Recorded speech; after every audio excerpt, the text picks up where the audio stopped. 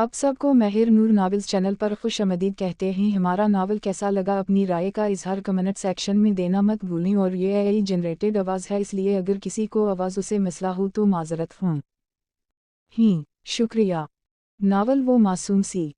मुसन्निफ़ा महर नूर। किस्त नंबर 1। गांव के सारे लोग उस वक्त जिरगे में मौजूद थे, तो वहीं सरदार अमीन सुल्तान सरदारी की कुर्सी पर बैठे संजीदगी से सामने खड़े उस शख्स को देख रहे थे जिनको दो लोगों ने पकड़ रखा था। सारा गांव खामोशी से ये मंजर देख रहा था। खून बहा का बदला अभी लिया जाएगा। मेरा जवान पोता मारा गया है और मैं सरदार होने की हैसियत से ये फैसला सुनाता हूँ कि अभी उस वक्त इस शख्स को सजाए मौत सुनाई जाती है। सरदार साहब की आवाज़ भरे मजमे में गूंजी, गोया सबको सूंघ गया था। उनका जवान पोता कत्ल किया गया था, ये कोई मजाक नहीं था। इस खामोशी को एक खूबसूरत आवाज़ ने तोड़ा। नहीं, प्लीज़ मेरे बाबा को छोड़ दो। सबके चेहरे बेयकीनी से पीछे मुड़े और इस आदमी का खून खुश्क हो गया। वो बेबसी से नफीमी सर हिला कर रह गए। वो बुआ से अपना आप आज़ाद करवाती सारे हुजूम को चरती हुई भागी और अपने बाप के सीने से आ लगी, और इसके बाप को लगा किसी ने उसके जिस्म से जान निकाल दी हो। उनकी बेटी यहाँ तक कैसे आ गई? नहीं, ये नहीं होना चाहिए था। बाबा आप ठीक हैं ने? उसने अपने आंसू साफ करते पूछा, और मजबूर और लाचार बाप को अपने सर पर अब आसमान फटता महसूस होने वाला था। यहाँ से जाओ बेटा, तुम्हें यहाँ नहीं आना चाहिए था। उनकी आवाज़ खौफ से कांप उठी, मगर वो रोती हुई नफीमी सर हिला रही थी। क्यों नहीं आती? मैं आपको कुछ नहीं होने दूंगी। सरदार की तो आंखें चमक उठीं। हुरिया जाओ यहाँ से। इस बार उसका बाप कुछ दरिश्ती से बोला। वो सहम कर पीछे हटी। इसके बाबा ने 18 सालों में एक बार भी इससे इस तरह बात नहीं की थी। बुआ इसे लेकर जाएं। इन्होंने कुछ फासले पर खड़ी बुआ को हुक्म दिया, मगर सरदार साहब ने हाथ के इशारे से रोक दिया। तू ये तमधारी बेटी है। इन्होंने सरता पैर इसका जायजा लिया, जो खुद को बड़ी सी काली चादर में छुपाए खड़ी थी। इसकी खूबसूरत आवाज़ के अलावा सिर्फ आँखें नजर आ रही थीं, और वो थीं हल्की भूरी आँखें। ऐसा लगता था जैसे मशरक़ का सारा हुस्न आँखों में समा गया हो। इससे पहले वो उसकी तरफ बढ़ते, नहीं, चाहे मुझे जान से मार दी, मगर मेरी बेटी की तरफ किसी ने आँख उठाकर भी देखा तो मुझसे बुरा कोई नहीं होगा। उसका बाप गुस्से से चीखा। हुरिया मजीद खौफजदा हुई। उसने अपने बाप का ये रूप पहले कभी नहीं देखा था। हुरिया जाओ यहाँ से। इन्होंने अपनी सुर्ख होती आँखों से उसे हुक्म दिया, मगर वो नफीमी सर हिला रही थी। नहीं, आप भी मेरे साथ चलो, मैं आपके बिना कहीं नहीं जाऊंगी। वो दोबारा उनके सीने से लपट गई। सरदार साहब ने ये मंजर बहुत दिलचस्पी से देखा। अभी उसी वक्त इस शख्स को मौत के घाट उतार दो। सरदार का हुक्म देना था कि फौरा एक गार्ड ने गिन निकाल ली। हुरिया को अपना दम घटता हुआ महसूस हुआ। प्लीज़ नहीं, मेरे बाबा को छोड़ दो। बेशक मुझे मार दो, प्लीज़ नहीं। वो दोनों हाथ फैलाए अपने बाप को छुपाने की कोशिश करने लगी। सरदार साहब मुस्कुराते हुए आगे बढ़े। अपने बाप को बचाना चाहती हो तो तुम्हें कुर्बानी देनी होगी। उनके चेहरे की मुस्कुराहट में कुछ था कि हुरिया के बाप को अपने जिस्म से जान निकलती हुई महसूस हुई। हुरिया ने बिना सोचे समझे इस बात में सर हिलाया, तो फिर हमेशा के लिए अपने बाप से दूर रहना पड़ेगा। हुरिया को अपने गले में आंसुओं की गीली गेंद अटकती हुई महसूस हुई। फिर आप मेरे बाबा को कुछ नहीं कहेंगे? इसने जैसे तरदीद चाही। सरदार साहब ने नफीमी सर हिलाया। बिल्कुल, अगर तुम मेरी बात मानोगी तो अभी उसी वक्त तुम्हारे बाबा को छोड़ दिया जाएगा। एक तैखी नज़र इस मजबूर और लाचार बाप पर डाली, जिसकी आंखों से आंसू निकलते चेहरा भिगो रहे थे। नहीं हुरिया, तुम ऐसा कुछ नहीं करोगी। इस बाप की रूह तड़पी थी, मगर हुरिया को तो इनकी जिंदगी बचानी थी। आप जो कहेंगे मैं करूंगी। और इस मासूम की किस्मत का फैसला एक लम्हे में हो गया। वो वापस हुजूम की तरफ पलटे। मैं अभी उस वक्त ये फैसला सुनाता हूँ कि हमें खून बहा में जान नहीं अब बनी चाहिए। किसी ने इस बाप की रूह अजीर दी, वो पूरे कद से ज़मीन बोस हुए, जिस्म से जान निकलती हुई महसूस हुई। और अगले आधे घंटे में हुरिया ज़ीशान की ज़िंदगी बदल गई। वो किसकी बीवी बनी उसे तो ये भी नहीं पता था, बस उसने खाली जहन के साथ निकाह के लिए हाँ कह दिया। इसे दोनों तरफ से मुलाज़िमाओं ने पकड़ रखा था। एक आखिरी नज़र अपने बाप पर डालकर वो हमेशा के लिए चली गई। बुआ भागती हुई आई और ज़ीशान साहब के पास बैठी। भाई साहब, आप ठीक तो हैं? वो बच्चों की तरह ज़मीन पर हाथ रखे रो रहे थे। मेरी बच्ची चली गई बुआ, वो मासूम भेड़ियों के जाल में जा फंसी है। मैं सारी जिंदगी उसे दरिंदों से बचाता आया और आज मैंने उसे खो दिया। मुझ जैसे कमज़र्फ बाप को तो वैसे ही मर जाना चाहिए। ये सोच ही सोहान रूह थी कि जिस बेटी को इतने नाज़ों से पाला उसे कोई छीन कर ले जा चुका है। बुआ ने बहुत मुश्किलों से इन्हीं वहन से उठाया और उनके घर की तरफ लेकर गईं। कौन जाने इस मासूम की किस्मत में क्या लिख दिया गया था। गाड़ी एक सफ़ेद सतूनों वाली हवेली में दाखिल हुई। मुलाजिमा की तकलीद में वो गाड़ी से बाहर निकली। हवेली बहुत खूबसूरत थी, सालों पुरानी, अपनी खूबसूरती की मिसाल आप थी। 3 मंजिला सफ़ेद रंग की वो जदी पशती हवेली थी।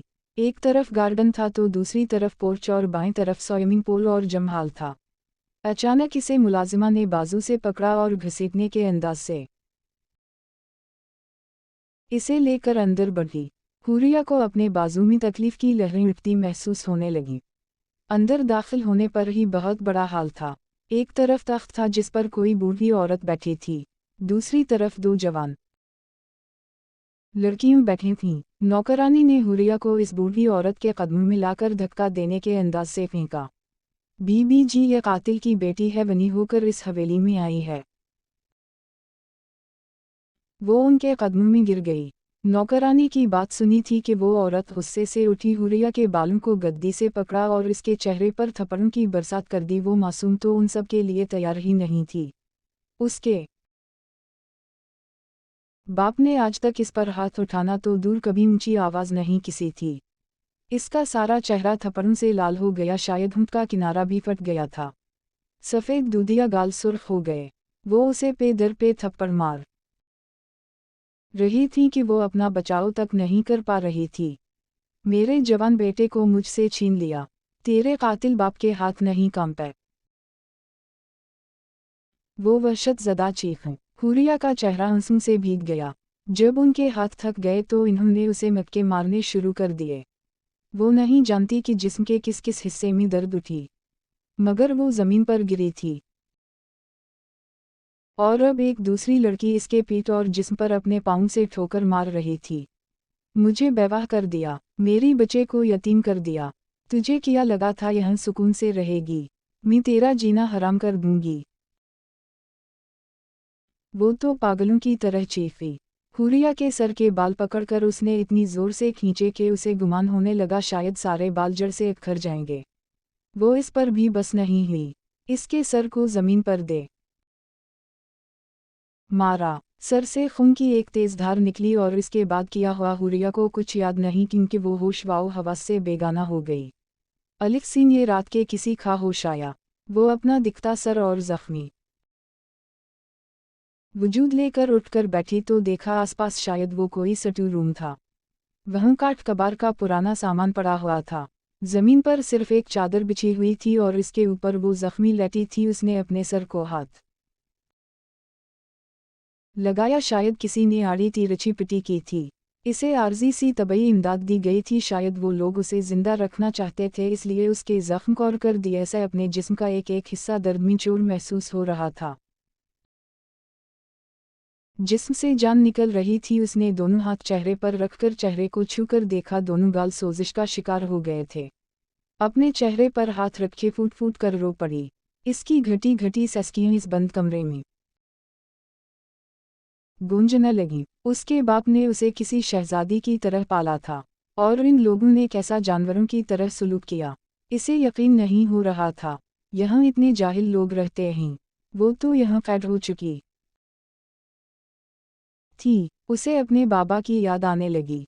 इसका दिल चाहा कि वो कहीं से आएं और उसे अपने सीने से लगा लें। उसका बाप इसका हीरो था। वो अपनी सोचों में उलझी थी जब दरवाज़ा खिला और एक मुलाजिमा अंदर दाखिल हुई। अगर नींद पूरी हो गई हो तो चलो उठो किचन में और सारी हवेली वालों के लिए रात का खाना बनाओ। नौकरानी ने निहायत हिकारत से कहते हुए उसे बाजू से पकड़कर खींचा और खड़ा किया। वो खून के घूंट भरती इस नौकरानी के पीछे चलने लगी। इसे चलने में तकलीफ हो रही थी, जिस्म में जान ना होने के बराबर थी। वो किचन में आई तो सारी नौकरानियां एक साइड होकर बैठ गईं। चल शुरू हो जा।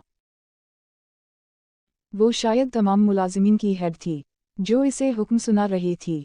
हुरिया ने हंसों से लबरेज आंखों के साथ इन्हें देखा। वो कोई मदद नहीं करवाएंगी, सब कुछ तो करेगी।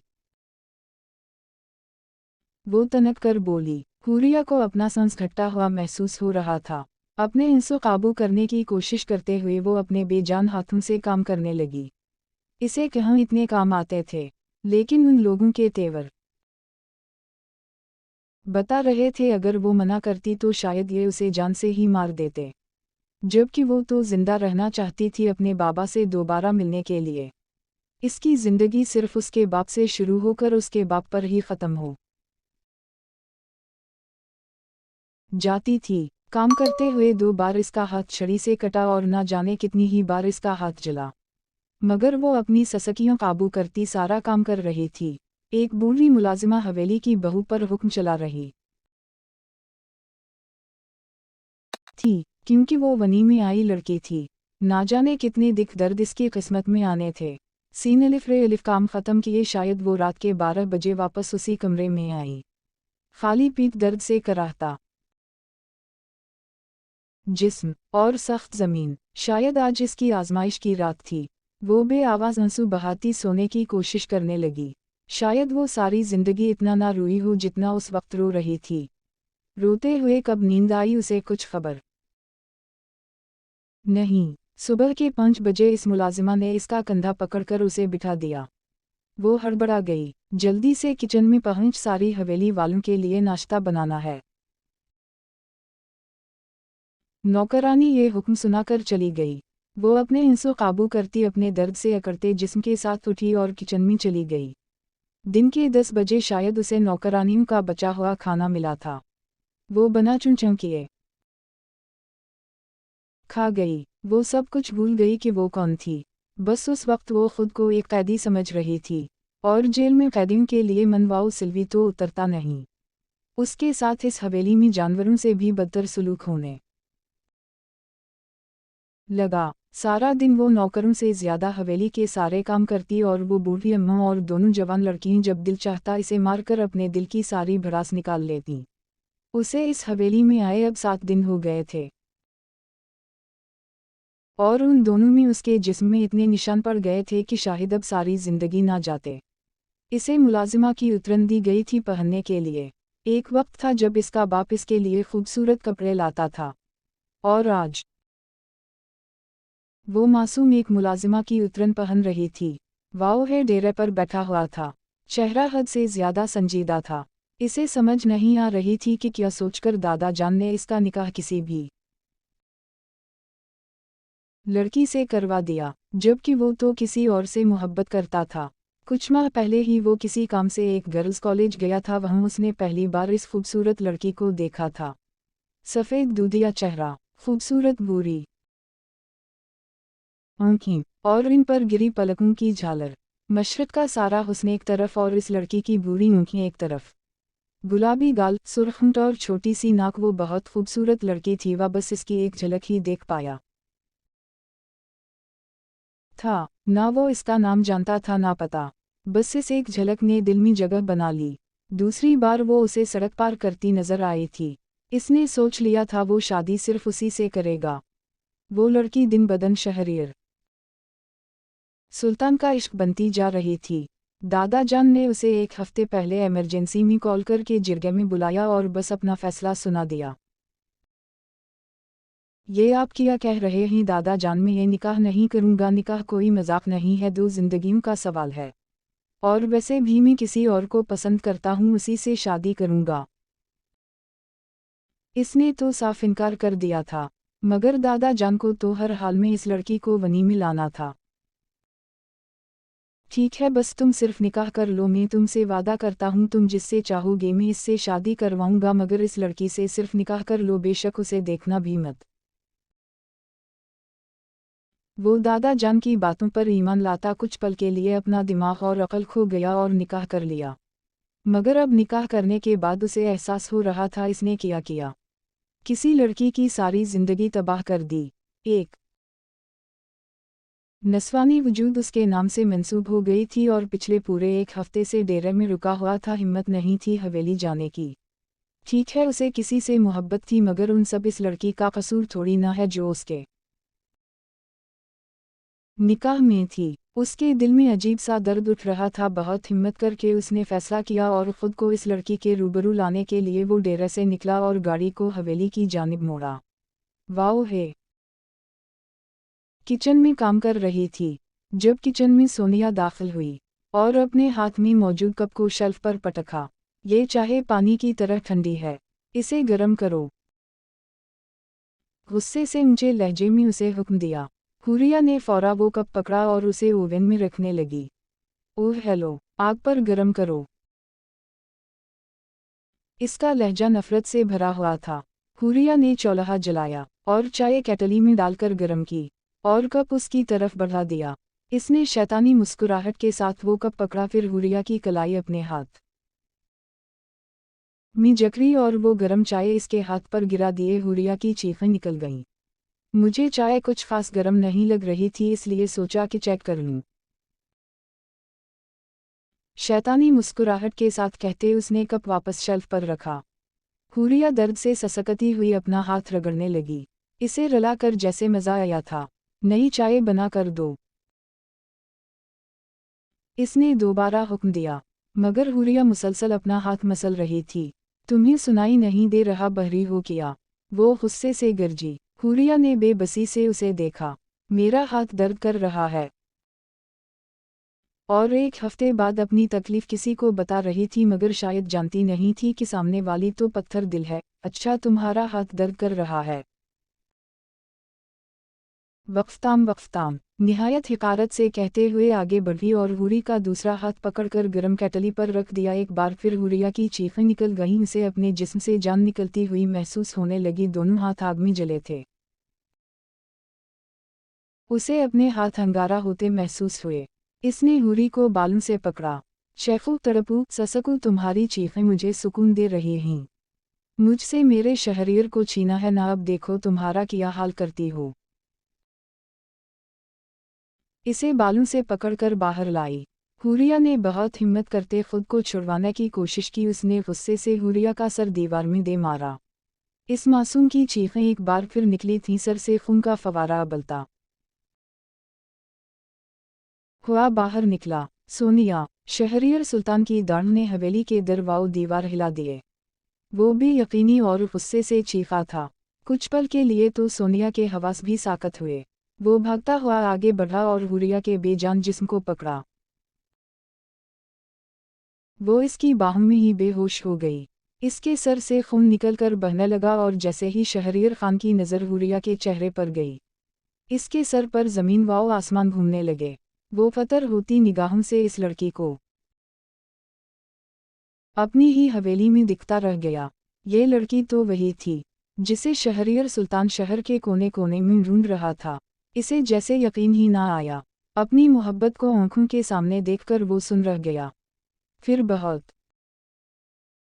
देर बाद अपने सुन होते हाथ उठाए और हुरिया के गाल को छूकर देखा, जैसे महसूस करना चाहा हो कि वो वाकई हवेली में मौजूद है। फिर जैसे उसे होश आया, जल्दी से हुरिया के गले से दोपट्टा निकालकर इसके सर से निकलते खून पर रखकर जोर से दबाया ताकि खून का बहाव रुक जाए। सकीना सकीना, वो गुस्से से दाढ़ा था। 2 मिनट में हाथ बांधे मुअद्दब सी सकीना सामने आकर खड़ी हुई। कौन है ये लड़की और हवेली में क्या कर रही है? इसे जैसे यकीन नहीं आ रहा था, इसलिए अपना शक दूर करने के लिए पूछा। सकीना के तो छक्के छूट गए, चेहरे पर पसीने के कतरे नमूदार हुए। क्या बकवास कर रहा हूँ मैं? वो गुस्से से धाड़ा। वो साईं, ये लड़की वाओ, वनी में आई है। इसकी कांपी आवाज निकली और शहरियर खान के सर पर आसमान बहुत जोरों से फटा था या कदमों से जमीन सरकी थी। उसे अपने सर पर सारी हवेली की छत गिरती महसूस हुई। बेयकीनी से उसका चेहरा देखा। इस हवेली में सिर्फ एक ही लड़की वनी में आई थी और वो थी शहरियर सुल्तान की बीवी। इसे यकीन नहीं हो रहा था। जिस लड़की को रो रो कर दुआओं में मांगा वो उसकी बीवी बन चुकी थी। शायद यही किस्मत का खेल था। वो होश में आया। अगले ही पल हुरिया को अपनी बाहों में उठाकर वो अपने कमरे की जानिब बढ़ गया। रुक जाओ शहरियर। इससे पहले वो सीढ़ी पर कदम रखता चची की आवाज़ ने उसे रोक दिया। वो रुका जरूर मगर पलटा नहीं। ये लड़की वनी में आई है। भूलो मत वनी की क्या हसीत होती है। तुमसे अपने कमरे की जीनत बनाने के बारे में सोचना भी मत। इन्होंने काफ़ी तेज़ लहजे में कहा। शहरियर ने बहुत मुश्किल से अपना गुस्सा ज़ब्त किया। ये शहरियर सुल्तान की बीवी है। मुझे अपनी बीवी के साथ कैसा सुलूक करना है आपसे जानने की ज़रूरत नहीं। और वो मेरे कमरे में जाएगी, हिम्मत है तो मुझे रोक कर दिखाएं। वो सारी बात को एक ही जुमले में समेटता हुआ ऊपर चला गया। इसका लहजा बहुत मजबूत था। सोनिया ने गुस्से से फ्लावर वास ज़मीन पर दे मारा। वाओ है उसे अपने कमरे में लाया। बेड पर लटाने के बाद सबसे पहले इसके सर पर पिटी की, फिर इसके सुर्ख होते हाथ देखे। यकीना वो जले थे। इन पर भी दवा लगाई। एक नज़र इसके सारे हुलिया पर डाली। उसने बहुत ही नामुनासिब लिबास पहन रखा था। गीले कपड़े जैसे उसे पहनने के लिए मजबूर किया गया हो। इसकी हालत चीख चीख कर बता रही थी कि इस पर कितना तशद्दुद किया गया है। पता नहीं उसे एक हफ्ते से कितना मारा गया और वो कैसे अनजान रह गया। वो अपनी बीवी को कैसे इन औरतों के दरमियान छोड़ गया। सबसे पहले उसे अपने अल्लाह का शुक्र अदा करना था। फिर वो इसके लिए कुछ अच्छे कपड़े मंगवाएगा। अभी वो चोट के ज़ेर असर बेहोश थी। वो आधी रातों को उठकर दुआओं में सिर्फ इस लड़की को मांगता था। और आज किस्मत तो देखो, वो लड़की अनजाने में ही उसकी बीवी बनकर इसकी ज़िंदगी में आ चुकी थी। वो खुद से अहद कर चुका था कि अब अपनी बीवी पर एक खराश भी नहीं आने देगा। मगर वो तो ये भी नहीं जानता था कि बीवी का नाम क्या है। कोई बात नहीं, आपके होश में आने तक मैं बीवी ही कह लूँगा। इसके पास बैठा वो अपनी सरमई आंखों में मुस्कुराहट लिए बोल उठा। काफचे दो चश्मे घंटों में तो हवेली के हाल में एक तमाशा लग चुका था। सरबराही कुर्सी पर दादा जान बैठे थे तो उनकी दाएं तरफ चची बैठी थी। साथ ही चची की बेटी सोनिया और इसकी भाभी थी। सामने वाली कुर्सी पर शहरियर सुल्तान बैठा था। इसे तो अब तक यकीन नहीं आ रहा था कि उसकी बीवी के साथ ये सलूक किया गया, क्योंकि वो खून बहा में आई एक लड़की थी। चाहे वो खून बहा में आई एक लड़की ही थी, फिर भी किसने आपको हक दिया कि आप मेरी बीवी के साथ ऐसा सलूक करें? वो अब कुछ गुस्से में चची से पूछ रहा था। तुम शायद भूल रहे हो, मेरे बेटे के कातिल है वो। चची भी पागलों की तरह चीखें। मैं कुछ नहीं बोला, कातिल वो नहीं, उसका बाप है। और आप लोगों ने खून बहा में वनी मांग कर हिसाब बराबर कर लिया। अब मैं किसी को ये हक नहीं दूं कि मेरी बीवी के साथ ऐसा वहशी सलूक किया जाए। शहरियर सुल्तान की दाढ़ काफ़ी थी सबके मुंह बंद होने के लिए। मगर वो होते ही ना कुछ लोग जिन पर किसी चीज़ का असर नहीं होता। तुम शायद भूल रहे हो शहरियर सुल्तान, इस लड़की के बाप ने मुझे बेवा किया है और मेरे बच्चे को यतीम कर दिया, और तुम अब भी इसकी तरफदारी कर रहे हो। ये लाइबा थी चची की बहू, जो जवान लड़का मारा गया, इसकी बेवा। मैं कुछ नहीं बोला, मैं सिर्फ अपनी बीवी की हिफाजत कर रहा हूँ। आप लोगों ने सोच भी कैसे लिया कि मेरे पीछे ये सब करेंगी और मैं कुछ नहीं कहूँगा? जो कुछ हो चुका वो आप सब लोगों के लिए काफ़ी। आज के बाद अगर किसी ने मेरी बीवी की तरफ आंख उठाकर भी देखा तो उस शख्स का इस हवेली में आखिरी दिन होगा। ये शहरियर सुल्तान आप सबको ज़बान देता है। सोनिया का तो खून ही खोल उठा। वो औरत वनी में आई है और वनी में आई हुई लड़कियों को बीवी नहीं बनाया जाता। वो इस हवेली में मुलाजिमा की तरह रहती हैं और आपकी मंगेतर में हूँ, शायद आप भूल गए। सोनिया अपना गुस्सा जब्त किए आहिस्ता आवाज में गरजी। शहरीर ने मुट्ठी भैंचकर अपना गुस्सा काबू किया। ये किया वनी वनी लगा रखा है, किया निकाह कोई मजाक है? निकाह का मतलब एक मर्द और औरत का मुकम्मल रिश्ता है। मैंने निकाह किया है, कोई मजाक नहीं, और वो मेरी बीवी है। और रही दूसरी बात, सोनिया बीबी तो किस मंगनी की बात कर रही हो? वो जो तुम खुद जबरदस्ती मेरी मंगेतर बनी बैठी हो ना, तो आज मैं तुम्हारी गलत फहमी दूर कर देता हूँ। मेरा तुमसे ना कोई रिश्ता था ना कभी होगा। समझ गई? या आसान अल्फाज में समझाऊं कि अगर तुम दुनिया की आखिरी लड़की भी हुई तो भी तुमसे शादी ना करता। निहायत हिकारत से कहते हुए वो उठ खड़ा हुआ। सकीना, सकीना, गुस्से से मुलाजिमा को आवाज़ देने लगा। 2 मिनट बाद सकीना हाजिर हुई। सूप बनाकर मेरे कमरे में लाओ।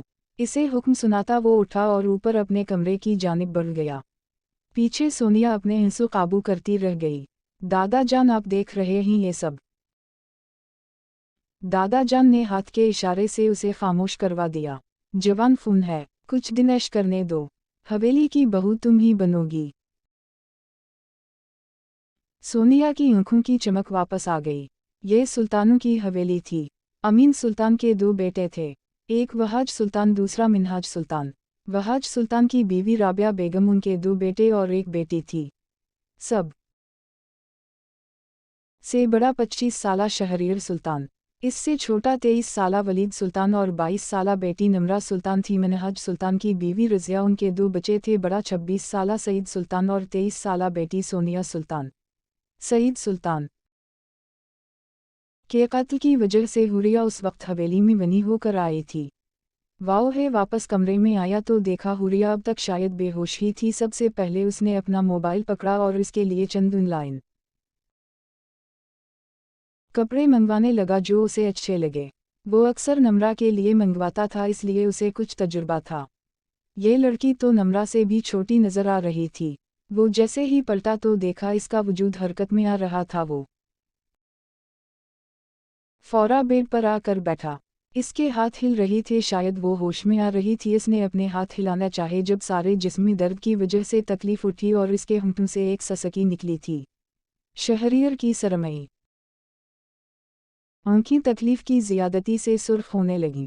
इसने नीम व आंखों से आसपास का मंजर देखना चाहा तो शायद वो किसी कमरे में थी। आहिस्ता आहिस्ता घूमती हुई नज़र अपने कदमों की तरफ गई, जहाँ कोई जवान खूबरू शख्स बैठा था। हुरिया ने गौर से उसे देखने की कोशिश की, मगर इसे नहीं जानती थी। 6 फीट से निकलता कद, सरमई आंखें, सर पर काले बाल, हल्की सी बेरड और पुरकशिश चेहरा, सफ़ेद सूट में वो बैठा उसे ही देख रहा था। वो जो कोई भी था बहुत ही खूबसूरत था। शायद हुरिया ने इससे ज़्यादा खूबसूरत मर्द पूरी सारी ज़िंदगी नहीं देखा था।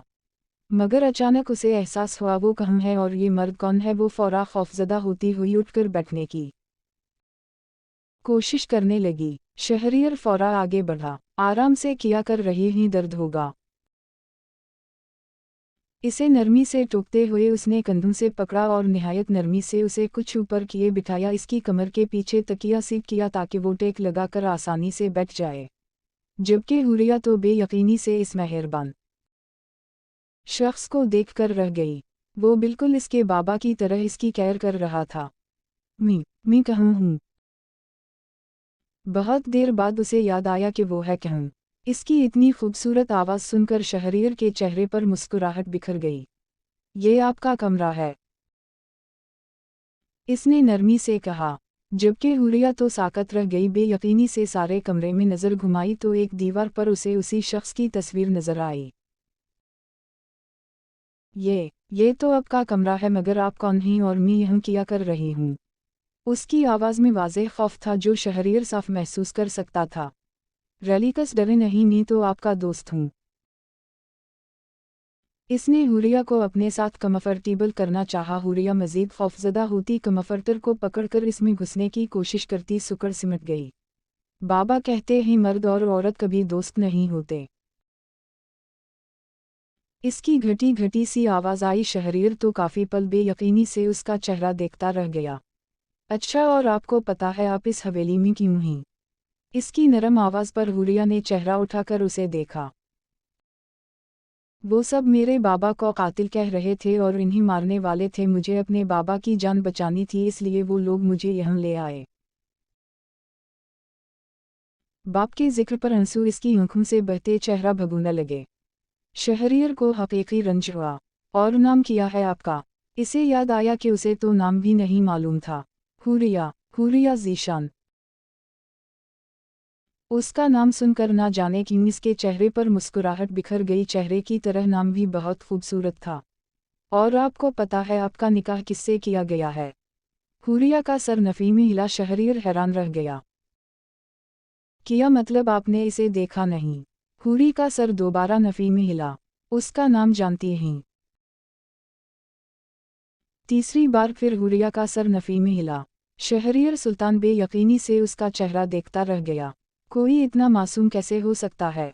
वो बहुत मासूम थी। वो थोड़ा सा उठकर उसके करीब आया। मैं शहरियर सुल्तान हूँ, और वो मैं ही हूँ जिससे आपका निकाह किया गया है। आप मेरी बीवी हैं। इसकी खूबसूरत नरम दो टोक आवाज़ पर हुरिया ने बेयकीनी से चेहरा उठाकर उसे देखा। कितने ही पल वो इसके अल्फाज प्रोसेस करने की कोशिश करती रही। बेयकीनी ही यकीनी थी। अब मुझे बताएं, जब से आप इस हवेली में आई हैं किसने किया कहा है? जिसने आपको तकलीफ़ दी इस उसका नाम बताएं, मैं सबसे हिसाब लूँगा। इसके अल्फाजों में मजबूती थी, नरमी थी और शायद मोहब्बत भी थी। हुरिया का दिमाग माफ हो रहा था, मगर फिर भी उसे सुकून महसूस हुआ। फिर ना चाहते हुए भी वो उसे सब बताती गई कि 7 दिन से वो इस हवेली में किस हालत में है। जैसे जैसे आंसुओं की रूहानी में वो बोल रही थी, वैसे वैसे शहरियर सुल्तान का ज़ब्त बढ़ता जा रहा था। इसे यकीन नहीं हो रहा था कि नौकरानियों ने उसकी बीवी के साथ कैसा सलूक किया। वो सब कुछ बताकर खामोश हो चुकी थी और अपने आंसू साफ कर रही थी। इतने में कमरे के दरवाजे पर दस्तक हुई और सकीना सूप लिए कमरे में दाखिल हुई। जैसे ही हुरिया की नज़र मुलाजिमा पर पड़ी, उसे जिस्म से चंद निकलती महसूस हुई। शहरियर ने इसके चेहरे के रंग उड़ते देखे, जैसे वो बहुत ज़्यादा खौफजदा हो गई थी। हुरिया की निगाहों की तकब में उसने भी पीछे देखा तो सकीना खड़ी थी। इश्तियाल की लहर शहरियर सुल्तान के सारे जिस्म में दौड़ी। वो बेड से उठा और सकीना के हाथों से ट्रे झपटने वाले अंदाज में पकड़ी और एक कांटेदार नज़र इस पर डाली। इस नज़र में कितना गुस्सा था, सकीना ने महसूस किया। वो फौरा बाहर भागी थी, मुलाजिमों की क्लास बाद में लेने का सोचते हुए। शहरियर ने अपना गुस्सा जब्त किया और मुस्कुरा कर हुरिया के पास बैठा। चली बीवी, जल्दी से ये सूप पी ली, इससे आप बहुत जल्दी ठीक हो जाएंगी। इसने ट्रे अपने और हुरिया के दरमियान बेड पर रखी, फिर बावल पकड़कर अपने हाथ में पकड़ा और सूप का चम्मच बढ़कर हुरिया के चेहरे के पास किया। हुरिया की आंखों से एक बार फिर आंसू बन निकले। इसे अपना बाप दोबारा याद आया। वो भी तो हुरिया को ऐसे ही टिरट करता था। किया हवा, आप रो क्यों रही हैं? कहीं दर्द हो रही है? वो फौरा परेशान हुआ। हुरिया का सर नफ़ी में हिला। बाबा की याद आ गई, वो भी मुझे उसी तरह अपने हाथों से खाना खिलाते थे। किया मैं उनसे कभी नहीं मिल पाऊंगी? इसने अपनी गीली आवाज़ में पूछा। शहरियर ने एक गहरी सांस ली। अगर आप जल्दी से ठीक हो जाएंगी तो मैं आपको मलवाना ले जाऊंगा। ठीक होने के लिए रेस्ट करनी पड़ेगी, सूप पीना पड़ेगा। करेंगी ना ये सब? हुरिया की आंखें चमकी। उसने फौरा इस बात में सर हिलाया। चली फिर जल्दी से ये सूप पी। इसने दोबारा चम्मच भरकर हुरिया के चेहरे के पास किया है। उसने मुंह खोला तो वो उसे अपने हाथों से सूप पिलाने लगा। हुरिया की आंखें बार बार नम हो रही थीं। बाप के बाद ये दूसरा मर्द था जो उसे इतने अच्छे तरीके से टरट कर रहा था। सूप पिलाने के बाद उसने टिश्यू से हुरिया के होंठ तक साफ किए। इसे यकीन नहीं आ रहा था कि इस दुनिया में उसके बाप के अलावा कोई दूसरा मर्द भी इतना अच्छा हो सकता है। उसने तो आज तक जितने भी आदमी देखे सब उसे तकलीफ देने वाले थे। तो अब हम दोस्त बन सकते हैं ना? उसने अपना हाथ हुरिया के सामने फैलाया। वो कुछ उलझन से उसका हाथ देखकर रह गई। वो जैसे इसकी उलझन समझ गया। देखी, मर्द और औरत दोस्त बन सकते हैं अगर वो निकाह कर चुके हों। तो अब तो मैं आपका दोस्त बन सकता हूँ बीवी। उसकी बीवी कहने पर हुरिया के दिल में अजीब सा एहसास उतरा, मगर वो अब भी उलझी हुई थी। मगर इस बारे में तो बाबा ने कुछ बताया ही नहीं। वो अपना सर पकड़े शदीद मुस्तरिब नजर आ रही थी। शहरियर के चेहरे पर मुस्कुराहट बिखर गई। वो बहुत मासूम थी। इसे यकीना मियां बीवी के रिश्ते का सिरे से ही इल्म नहीं था। कोई बात नहीं, मैं आपको गाइड कर सकता हूँ। देखिए, जिस तरह आपके बाबा आपके महरम हैं वो आपको परुटकीत करते हैं ना। हुरिया का सर हम में हिला। जिस तरह लड़कियों का सगा भाई उनका महरम होता है, उसी तरह वो शख्स जिससे आपका निकाह हो वो भी आपका महरम बन जाता है। वो आपको छू सकता है, आपका हाथ पकड़ सकता है, और वो एक बाप और भाई से ज़्यादा अच्छे तरीक़े से अपनी बीवी को परुटकीत करता है। और जो मर्द ऐसा नहीं करते वो ना तो अच्छे शौहर होते हैं ना अच्छे मर्द। इसलिए आप मुझसे दोस्ती कर सकती हैं। ना ही आपको कोई गुनाह मिलेगा ना ही अल्लाह पाक आपसे नाराज़ होंगे। हुरिया हैरत से उसे देखती रह गई। उसकी सारी उलझन ख़त्म हुई। शहरियर ने अब तक अपना हाथ फैलाया हुआ था। हुरिया ने कुछ झिझकते हुए इसके हाथ पर अपना ज़ख्मी हाथ रख दिया। शहरियर के चेहरे पर जिंदगी से भरपूर मुस्कुराहट उभरी थी। इतने में कमरे के दरवाजे पर दस्तक हुई। वो उठकर दरवाजे तक गया तो सामने ही मुलाजिमा कुछ शॉपिंग बैग पकड़े खड़ी थी। शहरियर ने बना कुछ कहे वो सब पकड़ लिए और दरवाज़ा बंद किए वो वापस बेड तक आया। हुरिया ने कुछ हैरानी से इतने सारे शॉपिंग बैग देखे जो वो इसके पास रख रहा था। इन सब में आपके लिए कुछ कपड़े और जूते हैं।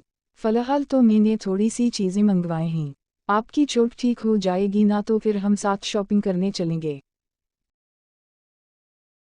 वो कुछ कपड़े निकालकर उनको देख रहा था, मगर हुरिया तो साकत और जामिद रह गई।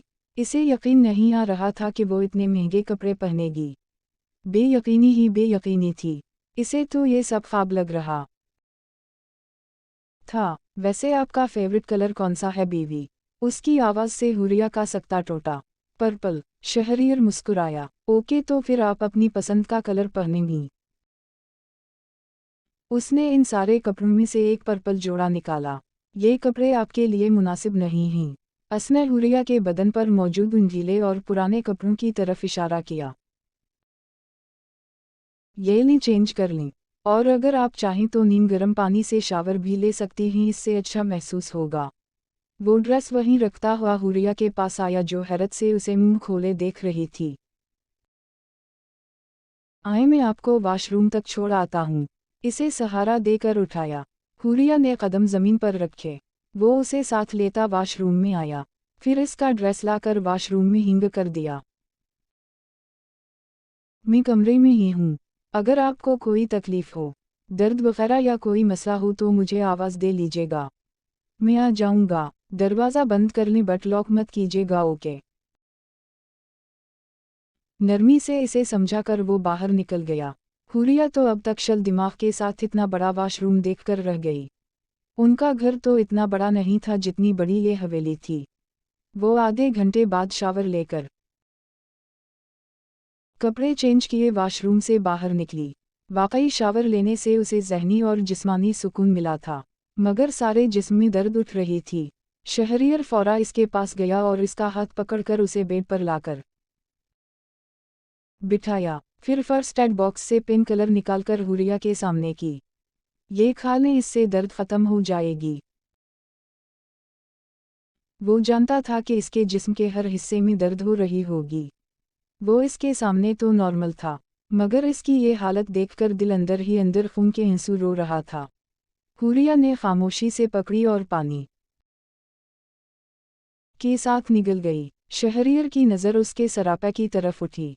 ये ड्रेस इस पर बहुत खूबसूरत लग रही था। दबली पतली वो खूबसूरत नकुश की लड़की थी। और ड्रेस फिटिंग और हाइट में भी उसे परफेक्ट आया था। इसके हल्के भूरे बाल कमर से कुछ ऊपर तक आ रहे थे जो गीले अब आबिशार की तरह कमर पर बिखर गए थे। शहरियर ने इसके सर के जख्म पर दोबारा पिटी की। वो सीधी होकर बैठी, शायद उसे नींद आ रही थी।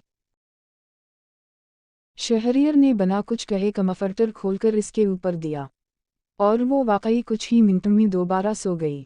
वो बस मुस्कुरा कर रह गया। वो गुस्से से चक्कर पर चक्कर काट रहा था। कहाँ गई वो लड़की? जमीन निगल गई या आसमान खा गया? इसका गुस्सा किसी सूरत कम नहीं हो रहा था। रैलिकस वली, हम उसे ढूंढ लेंगे। उसका बाप इसे लेकर कहीं चला गया, मगर कोई ना एक दिन तो वो वापस उसी घर में आएंगे ना। नोमान ने उसे तसल्ली दी, मगर वो कुछ भी सुनने के मूड में नहीं था। एक बार मेरी नज़र जिस लड़की पर पड़ जाए और ये दिल जिस पर आ जाए, उसे तो मैं हासिल करके ही रहता हूँ। मुझे वो लड़की हर हाल में चाहिए।